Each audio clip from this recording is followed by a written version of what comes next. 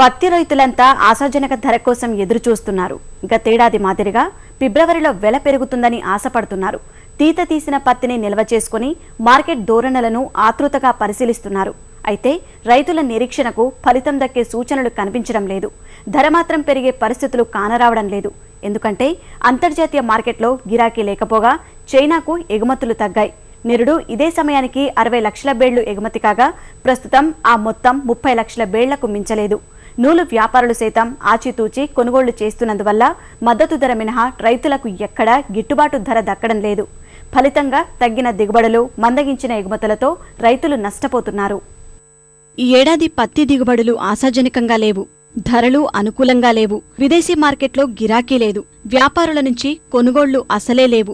అంతర్జాతీయంగా తలెత్తిన మందకోడి పరిస్థితుల వల్ల మార్కెట్ నత్తనడకన నడుస్తోంది. సీజన్ ఆరంభం నుంచే ప్రైవేటు వ్యాపారులు చేతులెత్తేయగా సీసీఐ మాత్రమే అరకొరగా కొనుగోళ్లు చేస్తోంది. ఇప్పటిదాకా 70% పత్తి అమ్ముడవ్వగా 30% వరకు రైతుల వద్దే నిల్వలున్నాయి. ప్రస్తుతం సీసీఐ గరిష్టంగా 4050 రూపాయలు చెల్లిస్తుంటే ప్రైవేటు వ్యాపారులు 3700 నుంచి 3800 రూపాయలకే కొంటున్నారు. స్పిన్నింగ్, జిన్నింగ్ మిల్లులు ఆసక్తి చూపక వ్యాపారులు పెద్దగా ముందుకు రానందువల్ల తెల్ల బంగారాన్ని సాగు చేసిన అన్నదాతలకు ఈసారి మెరుగైన ధర దక్కడం లేదు.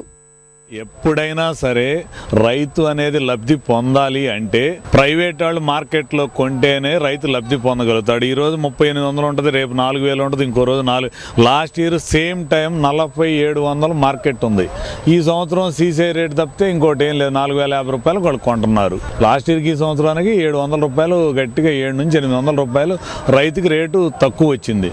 వాళ్ళకి తీత కూలీ ఇదంతా ఛార్జ్ ఎక్కువ అవుతుంది. రైతు గిట్టుబాటు కావాలంటే రేటు ఇంకా 500-600 పెరిగితే తప్పితే గిట్టుబాటు అయ్యే పరిస్థితులు అయితే లేవు.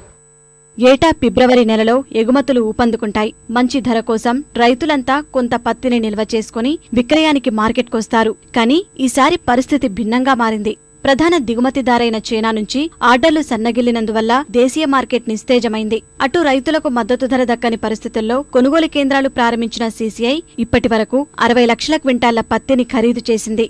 ఎంత పత్తినైనా కొనుగోలు చేసేందుకు సిద్ధంగా ఉంటామంటున్న అధికారులు అంతర్జాతీయ పరిణామాలే ఎగుమతుల క్షీణతకు కారణమని వివరిస్తున్నారు.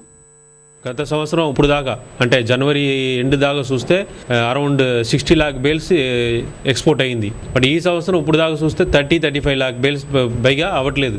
అందువల్ల ఎక్స్పోర్ట్ మార్కెట్ ఒకవైపు లేదు, రెండో వైపు యాన్ మార్కెట్ పెద్దగా బాగోలేకపోవడం వల్ల వాళ్ళు కూడా ఎక్కువ ఖరీదు చేసి లీన్ చేసేందుకు స్టాక్ పెట్టుకోవడం మానేసి ఎప్పుడు కావాలన్నా అప్పుడే పర్చేస్ చేస్తున్నారు. అందువల్ల మార్కెట్లో రైతు సపోర్ట్ చేయటం అంటే కార్పొరేషన్ మార్కెట్ పడిపోకుండా సపోర్ట్ చేస్తుంటుంది. దేశంలో ఈ ఏడాది సుమారు 400 లక్షల బేళ్ల పత్తి పండుతుందని అంచనా వేయగా 380 లక్షల బేళ్ల వరకు వచ్చింది. దేశీయ అవసరాలకు గాను 320 లక్షల బేళ్ల వరకు వినియోగమవుతోంది.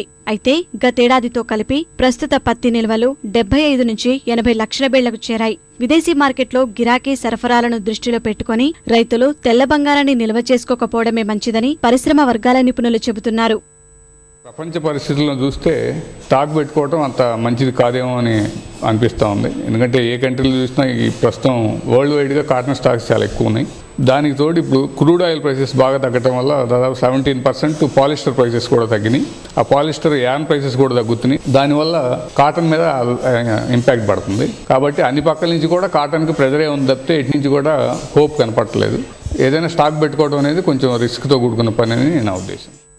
రైతుల నుంచి భారీగా కొనుగోలు చేసిన పత్తిని విదేశీ విపణిలో విక్రయించడం సీసీఐకి తలనొప్పిగా మారింది. స్థూలంగా ఇటు ధర లేక రైతులు, అటు ఎగుమతులు లేక సీసీఐకి కష్టాలు తప్పడం లేదు.